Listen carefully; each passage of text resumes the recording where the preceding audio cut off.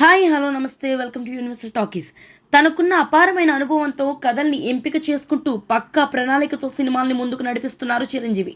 ఒకసారి కథకు పచ్చ జెండా ఊపేశాక ఒక దర్శకుడు చెప్పింది చేసుకుంటూ సినిమాని పరుగులు పెట్టిస్తుంటారు బాలకృష్ణ. కథానాయకులు అసలు ఖాళీగా ఉండకూడదని చెప్తుంటారు వెంకటేష్. టార్గెట్ ఫిక్స్ చేసుకొని మరి పక్కాగా సినిమాలు చేస్తుంటారు నాగార్జున. ఇలా ఎవరి శైలిలో వాళ్ళు సినిమాలు చేస్తుంటారు. ఈ నలుగురు ఇప్పుడు తమ సినిమాల్ని పరుగులు పెట్టిస్తున్నారు. మనశంకర్ వరప్రసాద్ గారు సినిమాతో అదిరిపోయే విజయాన్ని సొంతం చేసుకున్న అగ్ర కథానాయకుడు చిరంజీవి అదే ఉత్సాహంతో కొత్త సినిమాని పట్టాలెక్కిస్తున్నారు. బాబీ దర్శకత్వంలో చిరంజీవిని కొత్త సినిమా తెరకెక్కిస్తున్నారు.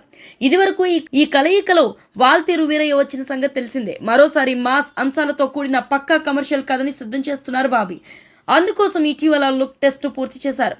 కేవీఎన్ ప్రొడక్షన్ పతాకంపై వెంకట్ కె నారాయణ్ నిర్మిస్తున్న ఈ సినిమా ఇక పట్టాలెక్కడమే ఆలస్యం. ఈ సినిమా పూర్తయ్యాక శ్రీకాంత్ ఉదయల దర్శకత్వంలో చిరంజీవి సినిమా చేయబోతున్నారు. ఒక పక్క రాజకీయాలు, మరో పక్క వైద్య రంగంలో కొనసాగినప్పటికీ తన సినిమాల్ని పక్కా ప్రణాళికతో అనుకున్న సమయానికి పూర్తి చేస్తున్నారు అగ్ర హీరో బాలకృష్ణ. ఆయన విరామం లేకుండా సినిమాలు చేస్తున్నారు.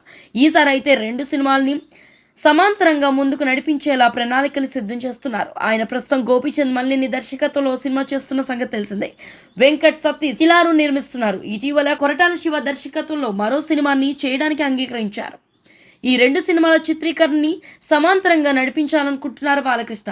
ఇవి పూర్తయ్యాక ఆయన చేయాల్సిన సినిమాలు చాలానే ఉన్నాయి. వివేకాత్రేయ, విజయ్ కనకమేడల చెప్పిన కథలకి ఆయన పచ్చజెండా ఊపారని తెలుస్తుంది. మరో అగ్ర కథానాయకుడు వెంకటేష్ గతేడాది చేసిన ఒక్క సినిమానే. ఈసారి మాత్రం విరామం లేకుండా వరుసగా సినిమాలు చేస్తున్నారు. ప్రస్తుతం త్రివిక్రమ్ దర్శకత్వంలో ఆదర్శ కుటుంబం హౌస్ నంబర్ 47 చేస్తున్నారు. చిత్రీకరణ దాదాపు చివరి దశకు వస్తున్నట్లుగా సమాచారం.